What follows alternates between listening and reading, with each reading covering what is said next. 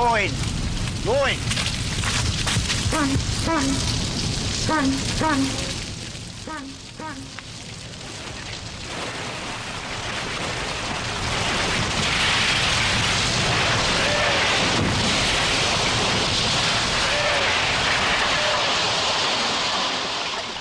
Jumper.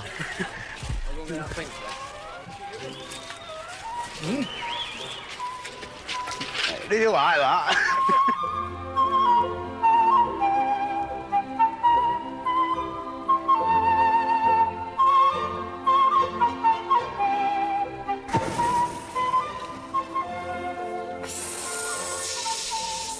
Abandoned by his wife and daughters, Fred Dibnah, the boat and steeplejack, passed the long and lonely evenings in his newly completed steam workshop. I'm managing all right. The cooking's a bit of a mess, because you've got to stop whatever you're doing for go in and cook your dinner, you see. And it takes a long time, like, you know, which I'm used to, like, just racing in and getting at it. I did my first trip to met this divorced fella, like, young chap, you know, he'd only been married for 2 years, and it happened to him. And he took me to the supermarket the other day, you know, shoving the bloody trolley round. I felt a right buck, you know, never done out like that in my life.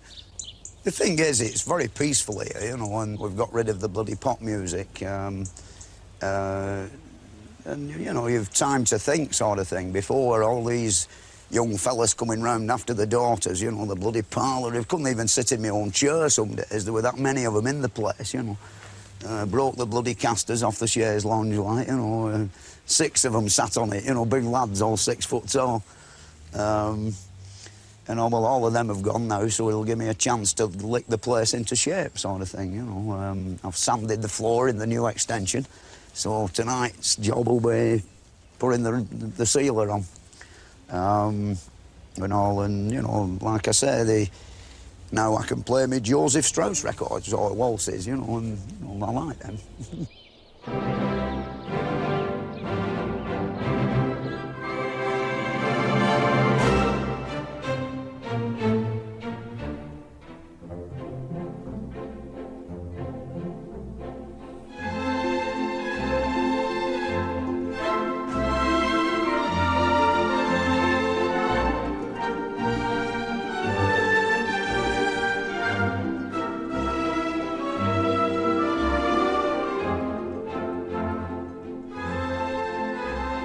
Now came a new development.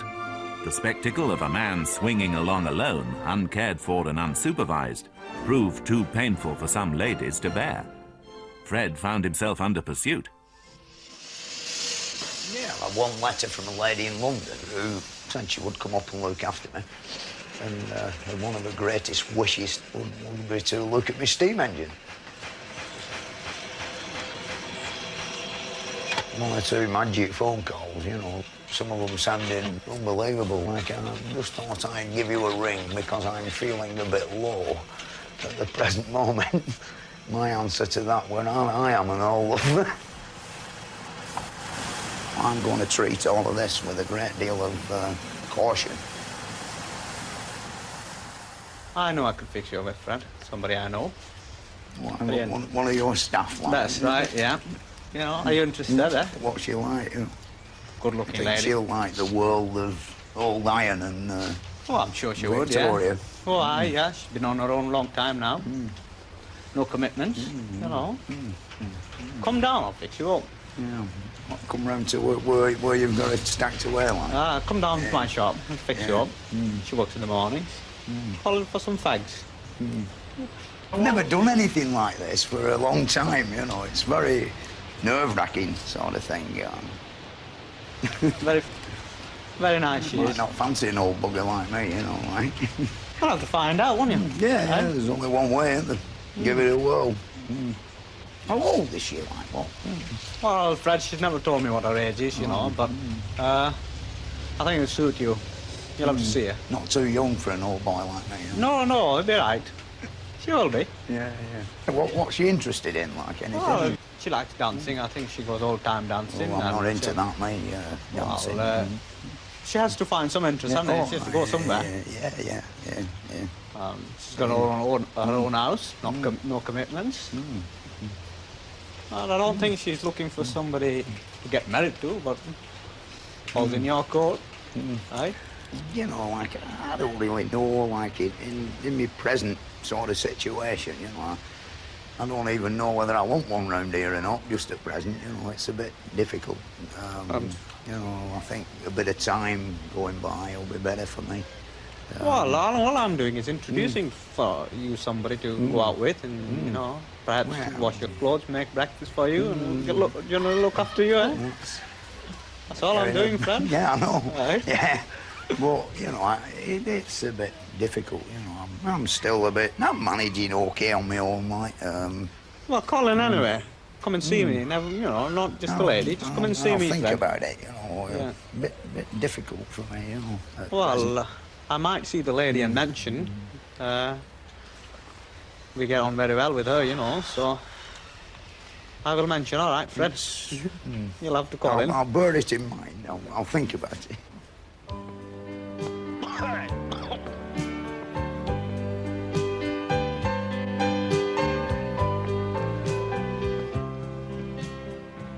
Preferably, if I were looking for a new wife or a new lady, she'd have to be interested in antiques and steam engines and beautiful things.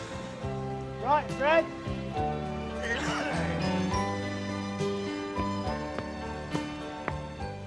As well as liking the world of Queen Victoria, she'd like have to be able to answer the telephone and be a bit diplomatic with people who ring me up and want me to do all sorts of unbelievable things that I don't want to do. Or, you know, have enough sense to suss the nutcases out from the genuine ones and get it all written down on a bit of paper. Somebody who can write.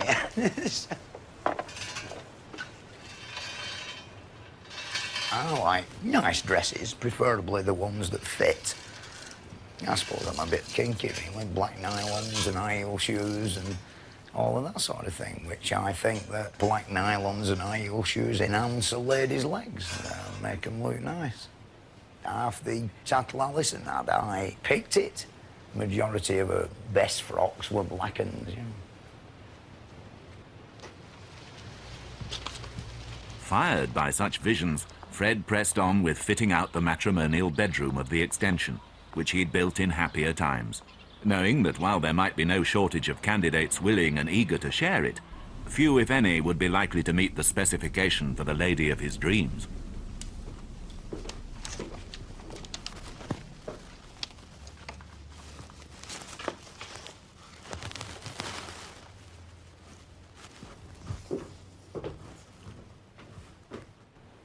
Women then, when, you know, maybe that painting were done about 1870, like, they started at 6 o'clock in the morning, and, like, they all live within 200 yards of the bloody place, so they went home for the breakfast and had half an hour at home and then went back to work, you know. I mean, my mother did that.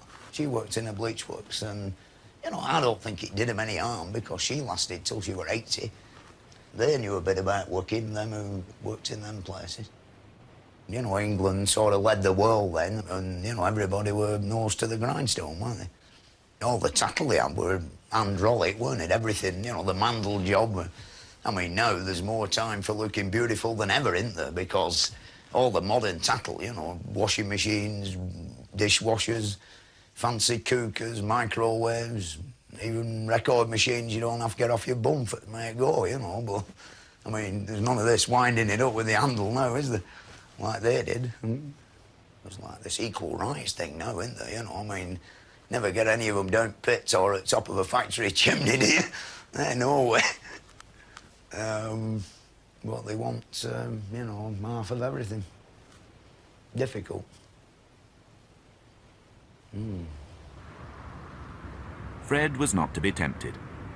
He prudently decided to stay aloof from these concerns and to keep his mind on his work. A bit loose, Ronnie, this. I don't think it'll fall off. It feels pretty solid up the middle, you know, whatever it's rocking about on. Look at that. Is it just the one joint that's loose? Hey, Well, I can't hear you for the traffic, what? Is it just the one joint that's loose? Yeah. You'd never believe it, would you? It's no wonder they were worried about it. Oh, what do you reckon then? We'll have to Put do a something about staging that. round. Another one over there like that. Lightning conductor fell off as well. You can see straight through it there. Daylight. See the train going by.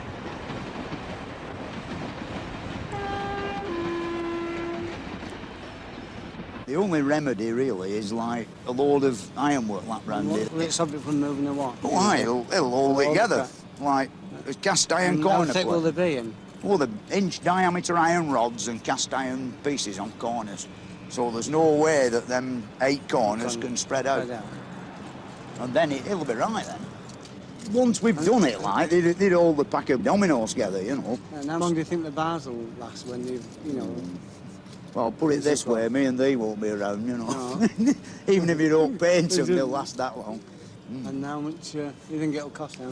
Well, about £2,000. Like, you know, it seems a lot, but there's a lot of engineering. And the other thing is, every side's a different bloody size. You know, with them who built it, they weren't so good with ruler, you see. And do you think the job, you know, will be right after we've had the... That bottom part, definitely, it's got it by the what's-its. There's no way it can move anywhere then. No. And the thing is to get a grip of it before it gets a grip of you. £2,000, it's... want some finding, first of all. Just But try and we'll think. have to put a project up for it, Yeah. you know, before we Yeah. can... See if they can raise the... Have a raffle.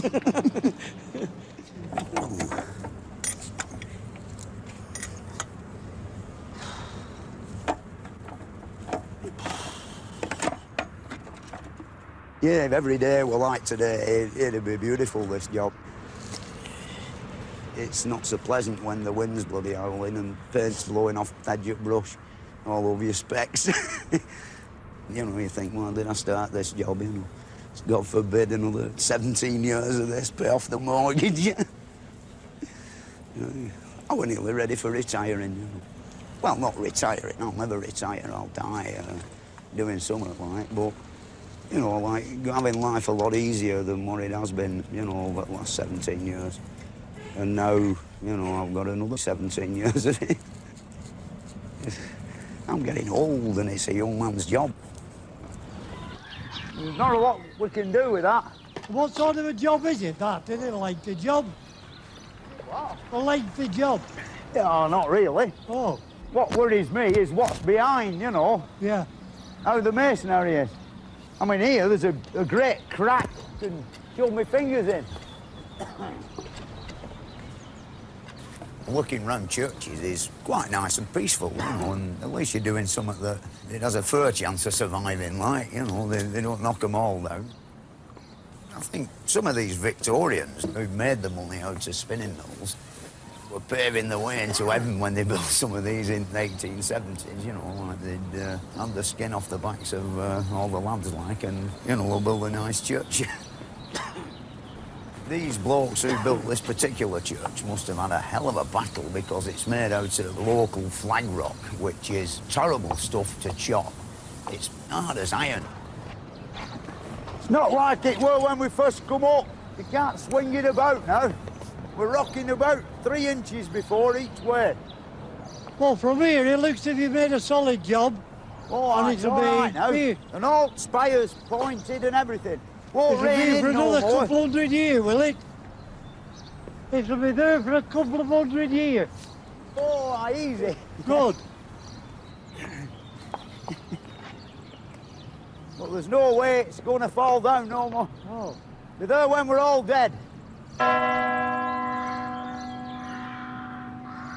We arrived the other day to have a look at the bell, and like the sort of skyline in the cemetery had changed, you know. God, you know, it's about 24 gravestones been cocked over and smashed to pieces, you know. It's about £10,000 worth of damage, you know. What sort of people are these who can come around and shove over things like that that have been stood there for 100 years and just smash them to pieces, you know? They're evidently more than children, you know, for shove a stone over like that. you know, in the stages of early manhood, the thing is that they're either out of work and very unhappy and have a grudge against society as, you know, as we did know it, you know, all nice and peaceful and proper. And, you know, they just want to disrupt everything that they can bloody lay their hands on that's disruptable, you know. Why, you know, have we gone like this now? Because things were really bad in the 1930s, you know, people were actually hungry. You know, none of these people are hungry and have no bloody shoes. And yet them fellas in 1930, they didn't do it, did they? Sort of it, you know, I don't know.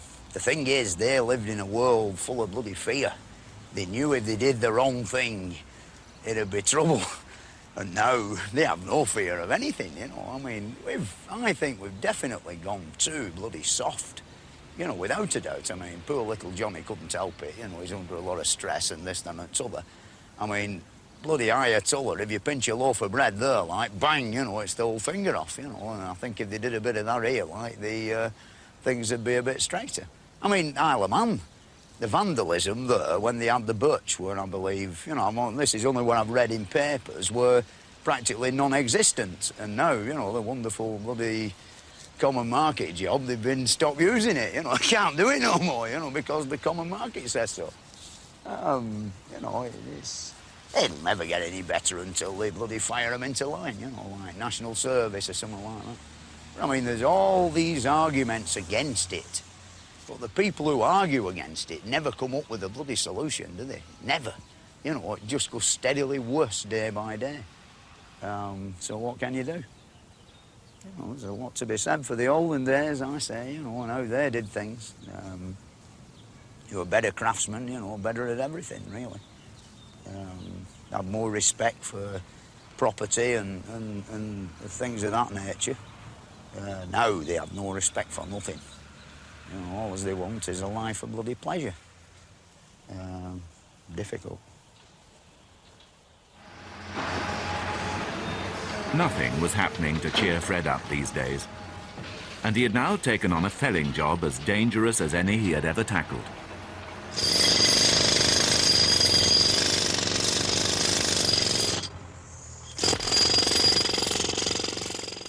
This is a bit of an unusual subject, this tower, because I've only ever done one before and things didn't quite go right, you know, but I learned a lot. And I think we'll have this one right, you know. We're going to undermine half of the tower, but all the staircase and everything, and prop it up on the sticks like we do with the chimney, and then set fire to it, you know what I mean? We've got everything calculated right. It's got to fall over.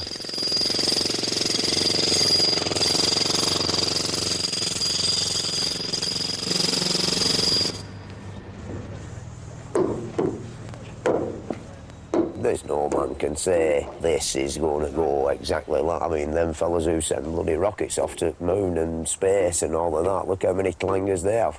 And that they're clever fellas, you know, I mean, it's some sort of feeling.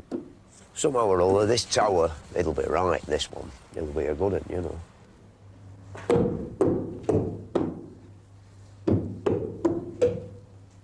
Xylophone.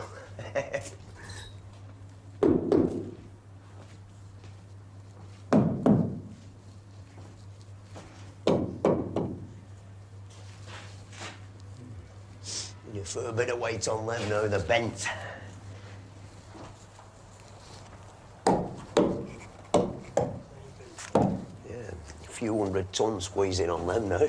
And all these stairs all the way up for 7 floors. Apart from this bit here. Some of that'll have to come out. Go on, lad. There's food stuck in. Give me it. Hey? No, he'll do. Here, as near as you can get them to it. He'll do, though. Get it, tip them up. Get it much more rain. When we're ready, I'll give you the word and we'll get them all out. Well, no, I think what'll happen, it'll go over and then it'll all disintegrate, you know. Hopefully, you know. I don't know, really. I must have had it with a clanger, you know. It didn't work very well. Right, stick it in there. It's all there, lads, here with the tyres now. The bomb site. There's 2 props around the corner, which are very critical. You know, we've got to have a good fire there. On top of the aircock. Oh, they'll be right, I think. You know, we've only ever done one of these before and it went wrong, but I think I learned a lot of lessons with that one. We're a bit down on tyres, really. We could do with some for the inside and we haven't got any, you know. So it looks like a bit of a potluck job. Everything could burn away and the thing stay up. That's the worst. But somehow or other, with the weight that's on the props, I don't think that's going to happen, you know. There's a lot of tons on this, just on the outside, you know.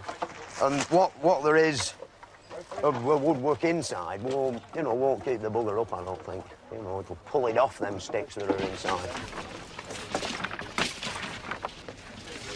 Yeah then, you're going to enjoy this. All I want you to do is light the fire, you see. And so I'm very superstitious, you know, I don't like doing it myself.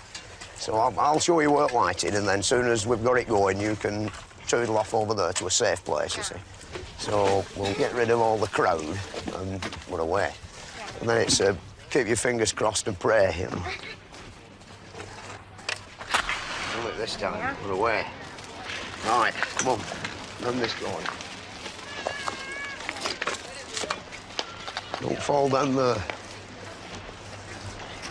There you are. Stick it in there. That's it, come on, you've done it. No, that'll do. Right, come on.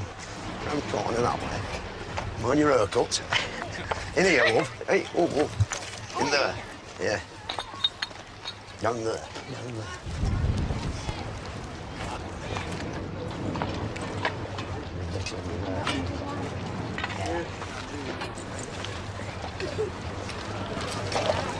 Let's go on in there.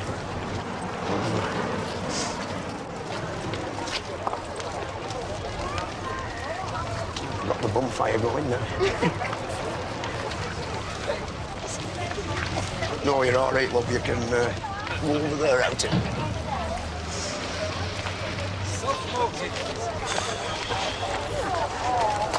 Have a good job now, Deb.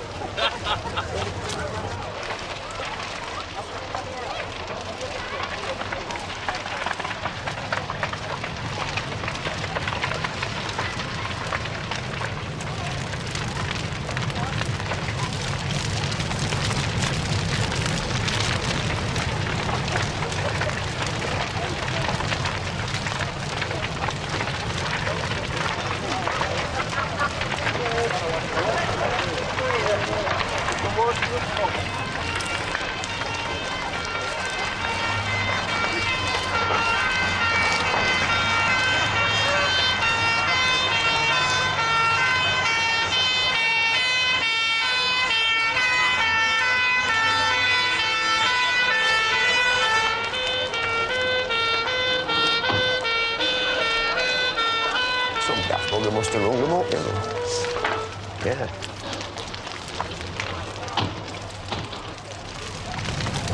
Hey, outside, come on.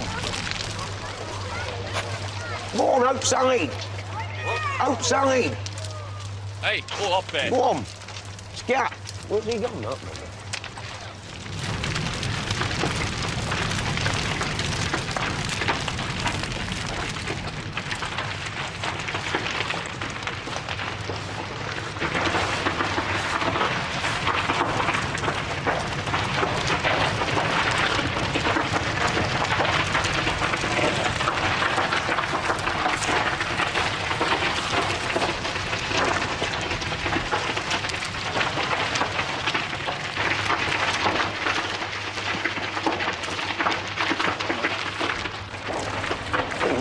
The corner's cracked all the way across down there.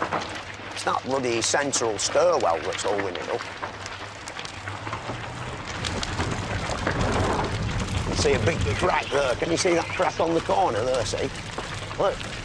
You see that crack going?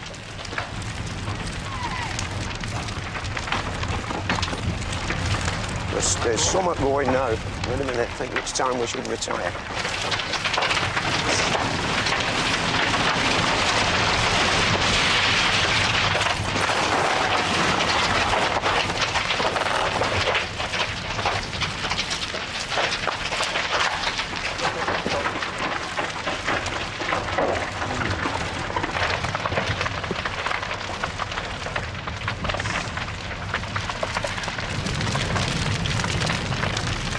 handling the bloody thing, no? Look at them, they're bent.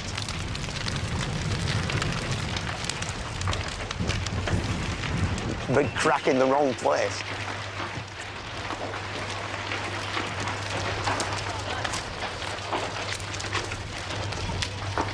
Go and have a look round the other side.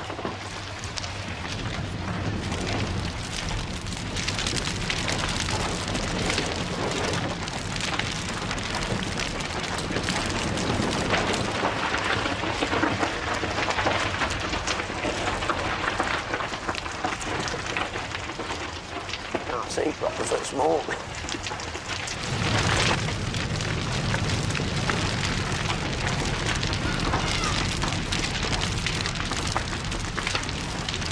That bloody pillar in the middle's gone. There's only that corner holding it up.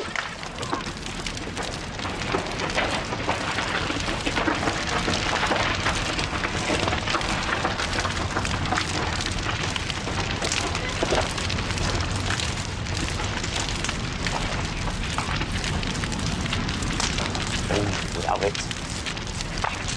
Going.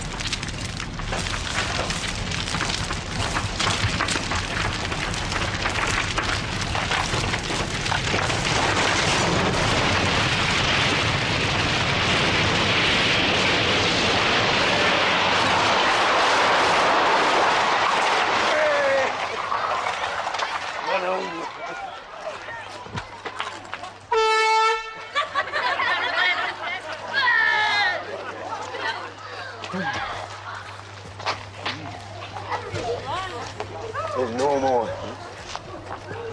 Oh, there. The end of another one. To the pub.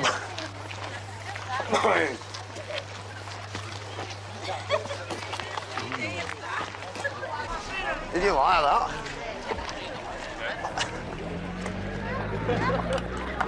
I think next time we'll make the gap a bit bigger. An hole in my pocket. Make the gap a bit bigger, because did you see how they went then, props? Shorter and shorter, you know, and bent like, and they were a bit worrying, that, you know. I think next time about 2'6" instead of, you know, 18 inches or so. Yeah, they always do, you know. Be a brave man who can tackle one of them with a box of matches and not feel any worry, wouldn't you? They're in a bloody big heap now, isn't it? Right. Yeah, well, we're off to the pub now. You want one of them bricks?